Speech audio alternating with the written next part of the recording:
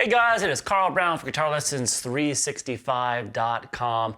I have got a fun one today. We'll learn how to do Long Train Runnin by the Doobie Brothers. So we're not going to do all the lead guitar, all the fills that are happening in the song. Mostly the main rhythm parts, which are really fun to play. It just got a really good vibe.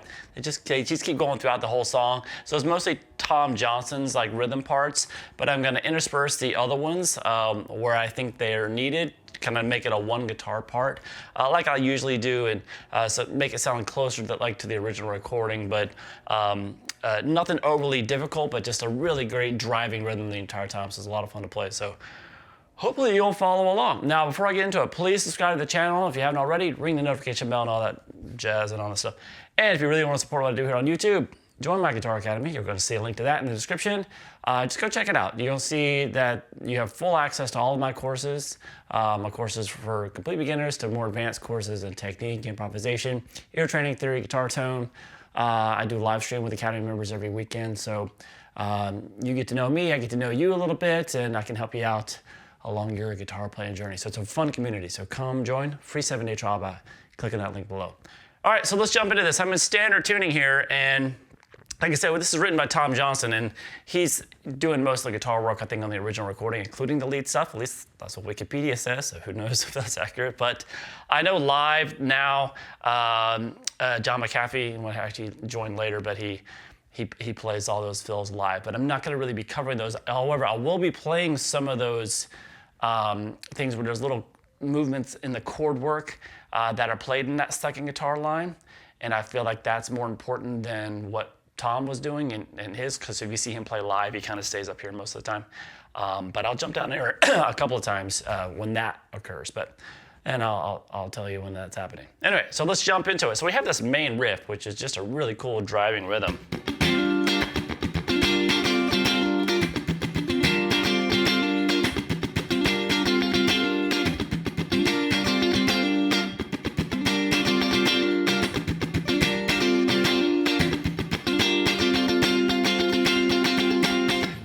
All right, so, and there also is a couple of voicings in there, like that ending one, that I don't really see them do live, at least in the more recent videos that I watched.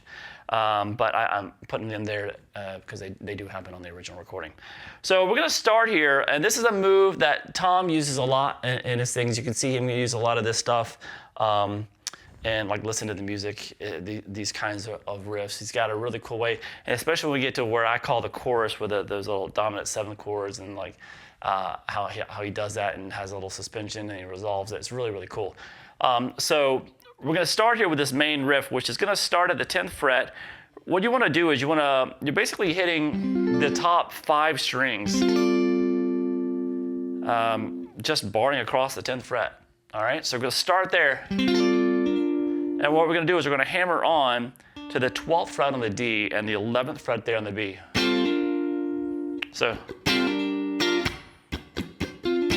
So now after you get there, so that's now going to be a G minor 7 chord. Now as you're there, you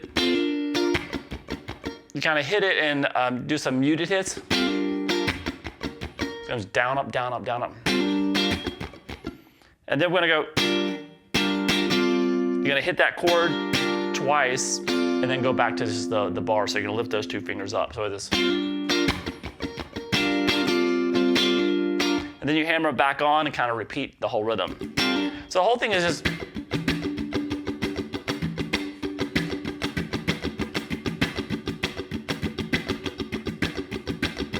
you want to keep that feel going and just kind of intersperse it.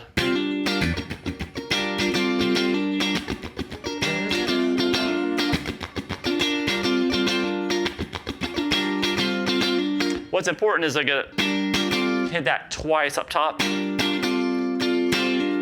and then hammer back up. So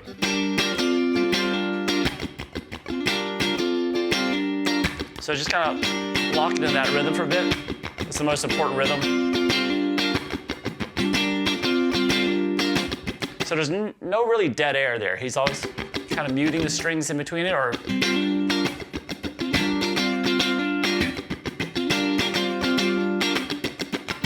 so there's either muted hits or that little chord figure.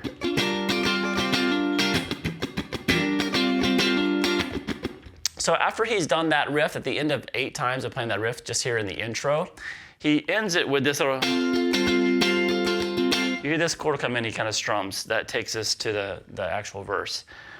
So that's still the bar at the 10th fret across the top 5 strings from the E to the A, but you're gonna add the 13th fret on the high E string. And that's all it is. So it's just,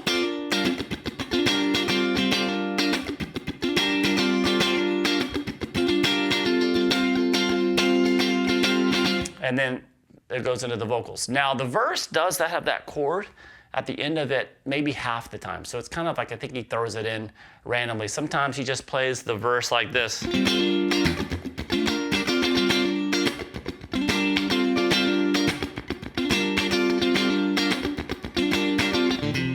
Goes to the other part of the second half of the verse. And sometimes he'll end that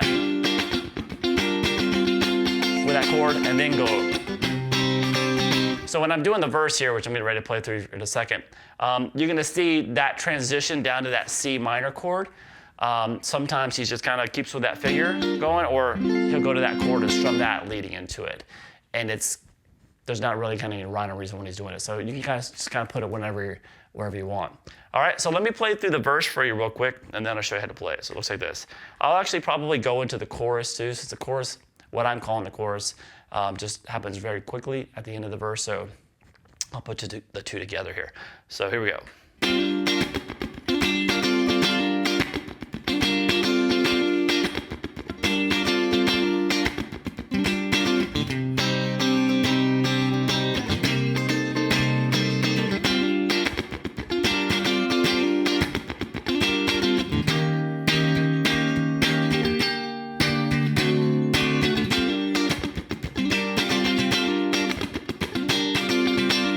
All right, so it's that same riff that starts as kind of like the first half of the verse. So this riff done 4 times.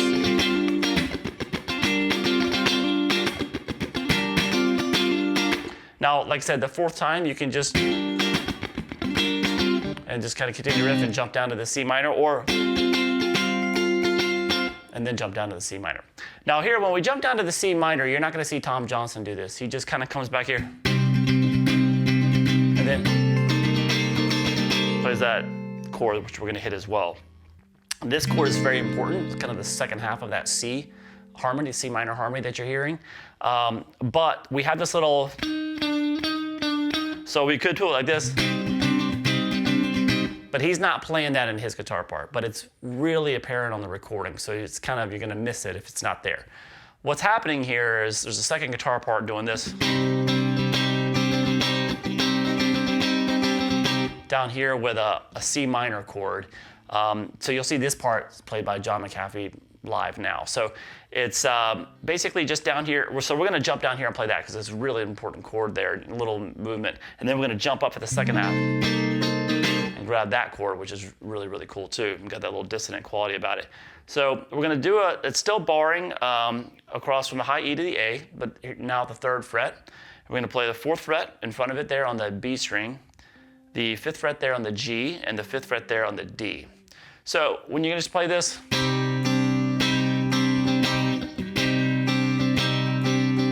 you're strumming that, and what you're doing is just playing that melody note on the B string is moving from when you have it at the 4th fret, it's a regular C minor chord, and when you pick it up, it becomes a C sus2. So he goes back and forth between that. You just put it down. So you want to hear that. So if it's a second guitarist, he can just do that the whole time. But if it's only one guitar, what I want you to do is that little melody one time, and then jump up here, go back to a full bar here at the 8th fret across all 6 strings, add the 10th fret in front of it on the A, and the 10th fret on the B. So you see Tom Johnston play that chord every time, the second half of that C minor harmony. So it's kind of like,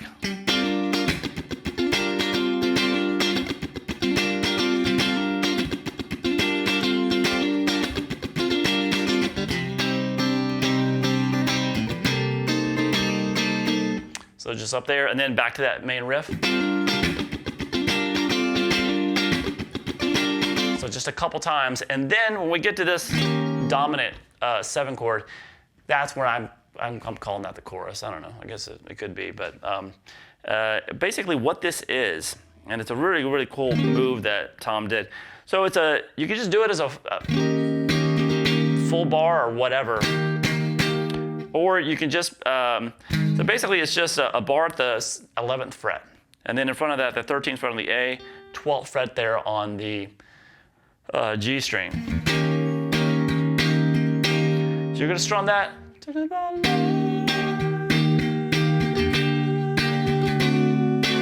So that's a really cool move what he did with this chord. Now what he does, you're gonna play that chord, this E flat 7 chord, and then what he does is he just takes the root note and moves it down a half step.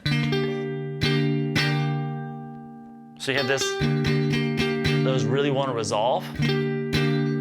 So now here, you don't do a full bar. It's basically, you come down here and just play. When you move this down, all I'm playing is this 10th fret there on the low E, the 13th on the A, the 12th on the G, but all the other notes,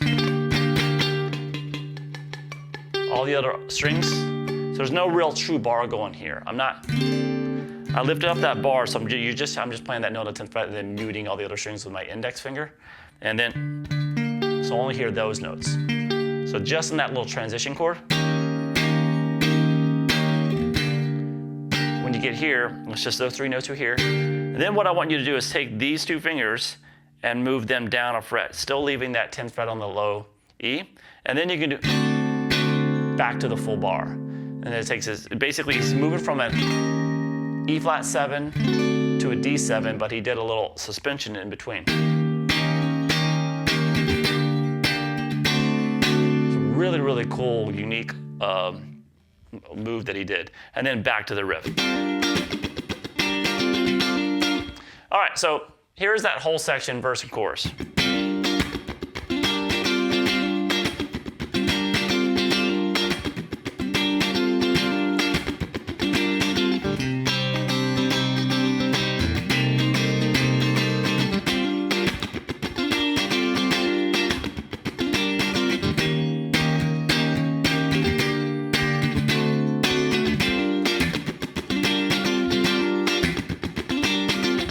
All right, then we go back through the verse and chorus again, play just like we did. Like I said, you can fill in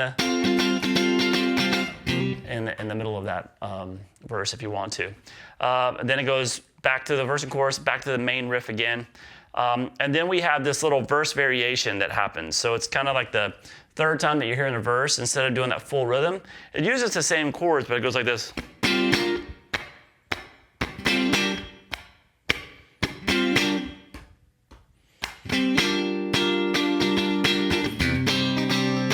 And everything else the same after that chord as well. So it's just basically that. Instead of doing that full driving rhythm, they kind of bring it down and just go the bar at the 10 to the G minor 7 chord, and just kind of like that. Got a little bit more subdued. And then just 4 times. And then continue the verse like normal.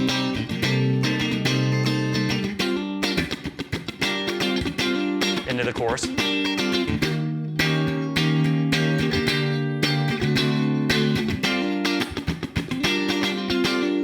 So this is when the solo section comes in now. And the solo section is over that whole progression that we did, that whole verse chorus progression that we just went through. It's just like when he does the actual main riff portion of it, there's a little slight like, kind of, sometimes he'll kind of, just a little variation on that, kind of more driving on it, not so many muted hits, he's more going. So you kind of hear that kind of thing going on during the solo. It's very, very minor, but it's the same chords, same thing that we did before. I mean, if you did the exact same thing, you can just kind of listen to it. It's just a slight rhythmic variation right at that little part. But everything else is the same. It's just the verse, chorus that we already covered. And then you come out of that out of the solo section into that verse, like another verse. And the verse is once again that same little verse variation we just did. We're just kind of pausing. just going from one chord to the next, hitting each one once, and then.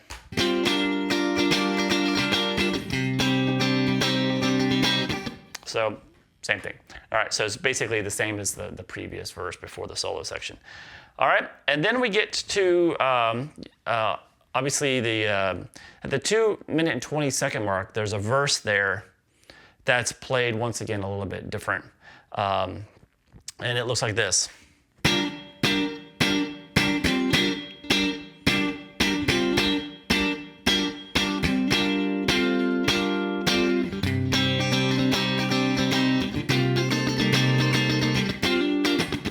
So that was a little bit different. So this, like the first half of the verse, they keep mixing up basically how they're playing this chord. Sometimes it's the full riff, sometimes it's little just 2 hits, and sometimes it's what I just did right there.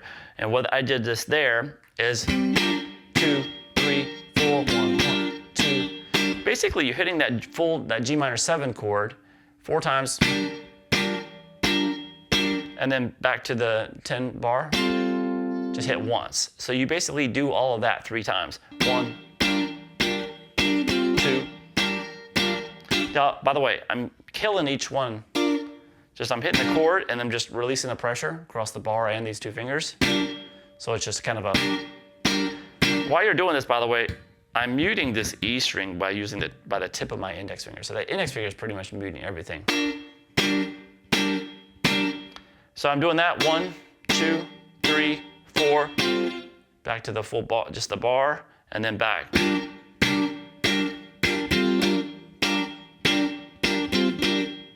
Do that 3 times, and then it's kind of a slower version of this where you're letting the chords ring. It goes just like that, which is just kind of strumming the chord, and then the 10, G minor 7. So it just goes back and forth.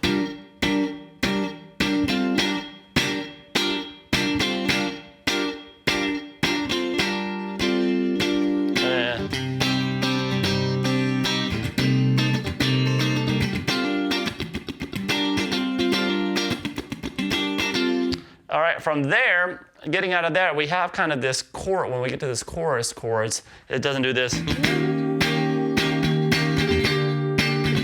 It's not strumming those. So coming out of this verse we just covered at the 2-minute 20-second mark, we have a chorus that just hits each one of those chords once, and then has a little extension at the end where it adds it goes down to a C minor chord. Does a little Hendrixy fills, and then it starts back up with the main riff again. So that just looks like this.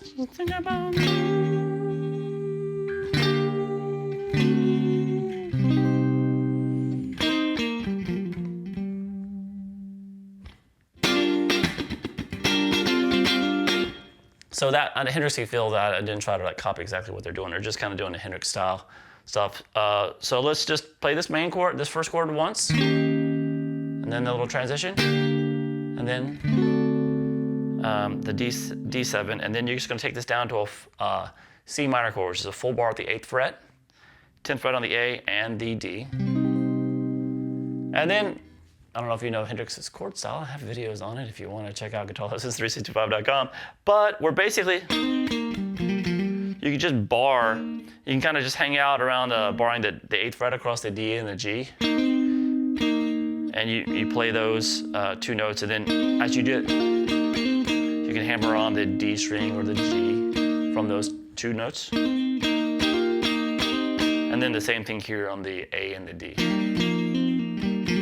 Mostly kind of, and just kind of resolve it. So he's just kind of messing around this.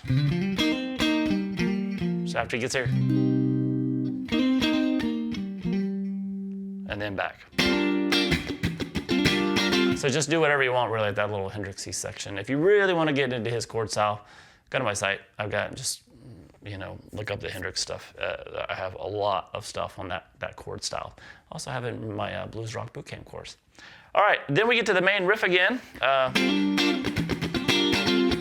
Getting towards the end of the song.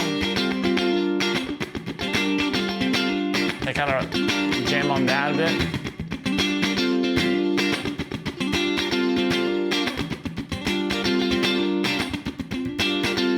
And then at the very end of the song, I just call this the alto riff.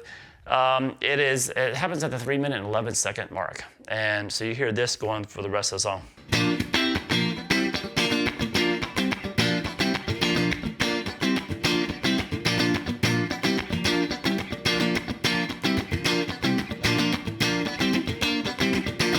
So I'm not really playing the full, because I don't really hear that on the recording, but I hear really making it funky. So what's going on here is I'm playing really it's a B flat major chord in second inversion. So that's the F in the bass. So we have this F here at the 8th fret there on the A string, the 8th fret on the D, 7th fret there on the G, and the 6th fret there on the B string. So you play that, real comfortable shape, and then you just move that up 2 frets. So I'm kind of muting this low string. I'm muting the two high E's, the high E and the low E. So I just kind of hit that and kill it, and then move up 2 frets to the C. Same thing. So you kind of go back and forth, 1 hit on each. And then come back down here and hit that B flat twice. So we have this. Quick down up there, and then just repeat that. So you can actually add some muted hits if you want. And when I do it, I goes down, up, down, up, down, up, down, up, down, up. And then in between, I'm just kind of doing muted hits.